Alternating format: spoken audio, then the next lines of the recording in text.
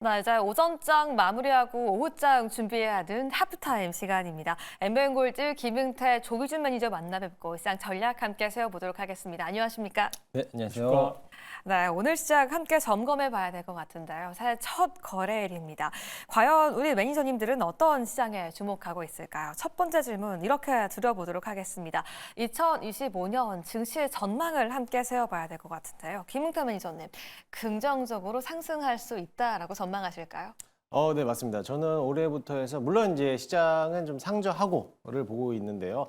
일단 상반기에는 조금 더 주춤할 수는 있겠지만은 이제 날이 갈수록 어떻게 보면 정치적 리스크들도 해소가 될 거라고도 보여지고 있고요. 아무래도 이번 1월 달에는 여러 가지 이벤트들이 있기 때문에 이벤트들이 지나간다라고 하면은 아무래도 악재보다는 이제 호재성 내용들이 더 나오지 않을까라고 보고 있습니다. 물론 지금은 정치적 리스크 때문에 이제 환율도 높은 가격이 형성되고 있지만 하늘에서도 이미 환율 관련돼서는 아마 쉽게 잡힐 거다라고도 내다보고 있기 때문에 이 정치적 리스크만 해소가 된다라고 하면 앞으로 시장은 조금 더 상승하지 않을까. 세계적인 글로벌 시장에서도 국내 증시만 워낙에 유독 많이 낙폭이 컸기 때문에 지금이 어느 정도의 바닥을 좀 자리 잡고 있기 때문에 앞으로 시장에 대한 움직임들은 날이 갈수록 좀 상승장이 더 열려 있다라고 보시면 될 것으로 보여지고요.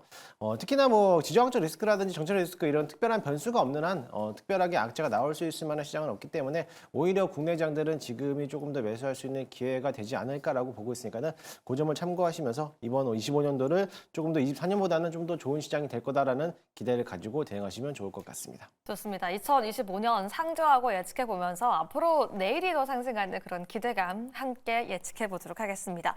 조규준 매니저에게도 함께 질문 들어봐야 되겠죠. 저가 매력에 살아있는 국작이 전 세계 시장에서 2025년 그 힘을 발휘할 수 있을 것이다. 이런 예측까지 있는데요. 조규준 매니저님은 좀 어떻게 2025년 우리 시장 예측하고 계실까요? 글로벌 시장에서 가장 많이 빠진 게 코스피, 대한민국 그렇죠. 지수가 아닌가 생각이 되는데 저는 이제 미국 시장은 차익을 실현하는 게 좋지 않을까 생각합니다. 환율 리스크도 환차익도 많이 나와 있고 주가도 이제 고점이기 때문에 트럼프가 막상 이제 트레이드 관련해서 많이 올랐기 때문에 이제 그거를 현금화하는 게 제일 좋은 타임이고 그거를 국내 시장에다가 사는 게 가장 좋지 않을까. 그것도 코인도 마찬가지입니다. 그래서 이미 이제 시세 차익이 났기 때문에 차익 실현하고 국내 시장이 이제 하락하고 있는데 가장 많이 하락했죠. 근데 작년 한 해를 잘 보시면 2024년 외국인들이 1월부터 7월까지 20조 넘게 매수했다가 7월부터 연말까지 20조를 팔았어요.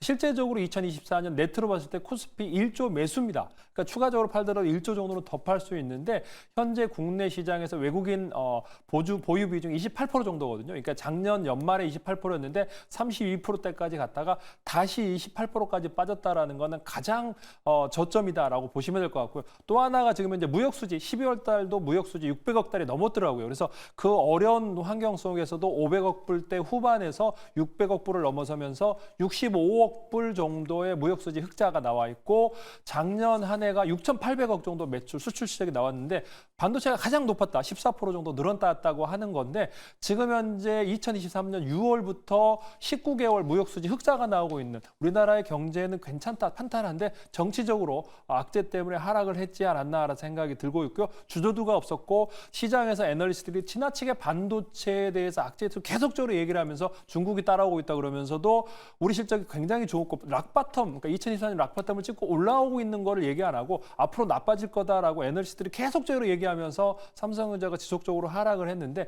저는 지금 현재 분기당 8조에서 10조 정도의 흑자가 나오는 삼성전자 그다음에 하이닉스가 우리나라를 그러니까 이끌어가고 있기 때문에 너무나 지나치게 두려움, 공포심만 심어주고 있는 게 아닌가라는 생각이 들기 때문에 저는 제가 생각하기에는 중국에서 반도체 만들더라도 지금 이제 이 가격이면 결국에는 과거에도 마찬가지로 부도가 날 겁니다. 창신 반도체든 뭐든 그래서 가격이 하락하고 있는 결국에서 정부가 아무리 밀더라도 중국의 반도체가 만들더라도 부도가 났던 적이 있기 때문에 저는 삼성전자 하이닉스 저력을 믿고 있고 지금의 한국 주식을 사야 될 최고의 타이밍이다라고 보고 있습니다.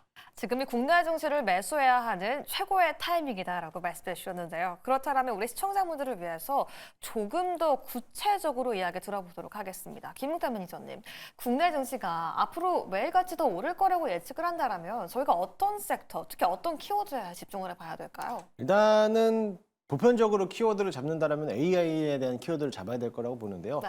사실 AI라고 하면 워낙에 또 많기 때문에 또 AI의 어떤 섹터들을 봐야 될지는 다들 궁금해하실 거라고 봅니다.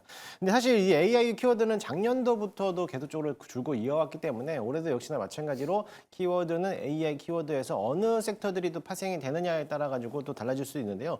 25년도 현재 지금 오늘 시장에서는 특히나 가장 강한 섹터들은 지금은 당연히 로봇 섹터가 또 될 수도 있습니다. 하지만 이 로봇 섹터들에 대한 움직임들이 시장에 대한 주도 섹터라고는 되지 않을 거라고 좀 보고 있는 게 워낙에 시가총액이 큰 종목들이 많이 없기 때문에 지수를 끌어당길 만한 그런 시장은 그런 섹터들은 아니라고 보고 있고요.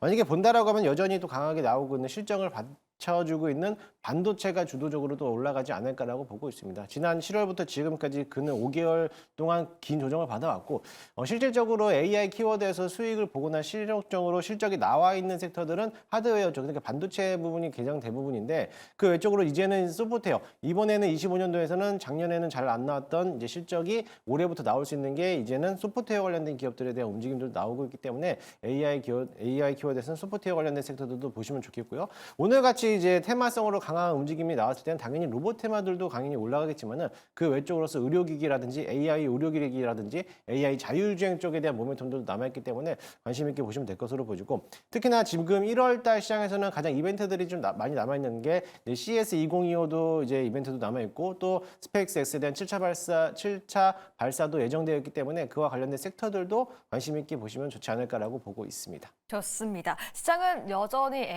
A라는 키워드에 함께 집중해보자라고 말씀해 주셨고요. 조규신 매니저의 픽도 궁금합니다. 조규신 매니저님.